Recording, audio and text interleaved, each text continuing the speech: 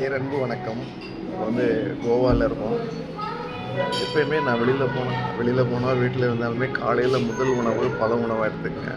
இங்கே என்ன பழம் கிடைக்குதுன்னா டெய்லி தர்பூசணி கிடைக்குது. காலை நல்லா ஒரு தட்டு நிறையா ஒரு கட்டு ஃபுல் கட்டுங்க.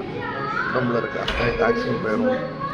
ரொம்ப சிறப்பாக வேறு கண்ட இடங்களில் கண்ட உணவை சாப்பிட்றத தவிர்த்துட்டு உங்களுக்கு ஒரு அவேர்னஸ்க்காக தான் போடுறேன். எங்கே போனாலுமே வீட்டில் இருக்கும்போது முதல் உணவு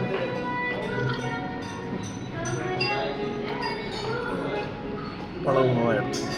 வீட்டில் இருந்தால் தேங்காய் எடுத்துங்க. தேங்காய் அற்புதமான உணவு.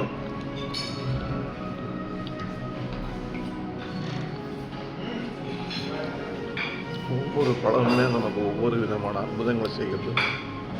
கண்ட கெமிக்கல் உடம்புல முடிந்த அளவு தவிர்த்துட்டு ஒரு வேளை உணவாவது இயற்கை உணவை சாப்பிடுங்க. கோவாவில் இயற்கை உணவு சாப்பிட்றேன் அப்படின்னு கோவாவில் வீட்டில் இருந்தாலும் எங்கே இருந்தாலும் முடிந்த அளவு இயற்கை உணவு சாப்பிடுங்க.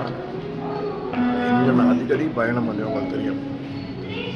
அதிக பயணங்களை மேற்கொள்வது உடம்பு ரொம்ப முக்கியம். வெளி உணவுகளை முடிந்த அளவு தவிர்த்துட்டு நல்ல ஃப்ரெஷ் வெஜிடபிள்ஸ், ஃப்ரெஷ் ஃப்ரூட்ஸு இந்த மாதிரி சாப்பிடுங்க. கட்டு நிறைய வயிறு நிறைய சாப்பிடுங்க. ஒரு 1/2 கிலோ திராட்சை வாங்கி சாப்பிடுங்க. ஒரு பப்பாளி பழத்தை கொஞ்சம் வாங்கி சாப்பிடுங்க. 200 ரூபா 300 150 வாங்கி சாப்பிடுங்க.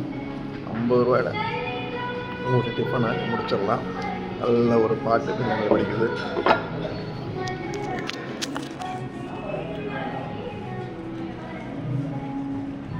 நல்ல பேச சொன்னால்